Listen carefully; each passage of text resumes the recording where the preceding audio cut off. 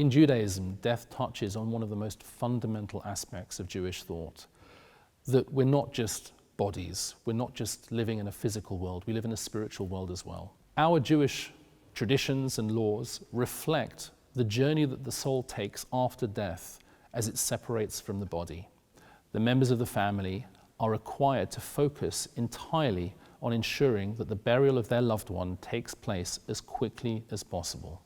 This is to ensure that the soul can begin its journey to heaven, but also so the family can begin to grieve properly. The levoya, or the burial, is an intense moment for the family where we actually are accompanying the person who's passed away to their final resting place.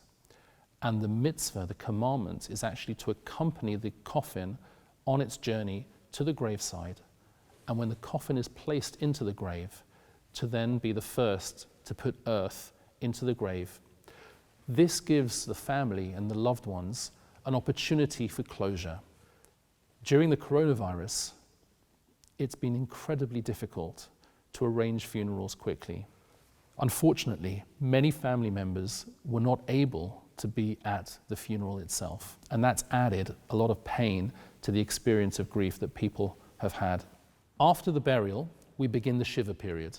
The Shiva is 7 days of mourning at home with friends and family around us to help us through the very difficult process of returning to a normal life.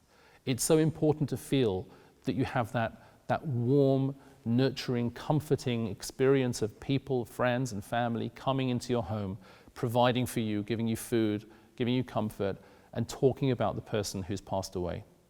The loss of that has been incredibly difficult. People feel that they just haven't been able to grieve the way they wanted to. Kaddish is a prayer which praises God. It's a prayer that we recite in memory of our loved ones because a soul cannot praise God by itself. But Kaddish is such a holy prayer, it has to be done within the context of a Jewish community, which is constituted by 10 men coming together and praying together as one. Because of the coronavirus tragedy, we've not been able to come together for many, many months. Our communities have had to isolate and become online, which has prevented us from saying the Kaddish prayer. Having a community, having a family to support us through these periods is essential for our own mental health and our own grieving process. The coronavirus period has made us have to think differently about how we do community. We've had to move our communities online. We've had to do things very differently. But we have to work as hard as we possibly can to recreate that sense of community in a different way as we move forwards.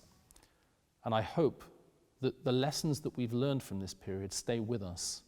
The good things we've been able to do by recreating our communities online are things that we can continue to do. And I would like to say to all those suffering and grieving after this tragedy of losing a loved one, I wish you Chaim Aruchim, a long life, a long, happy, prosperous life, and I hope you find comfort in some way.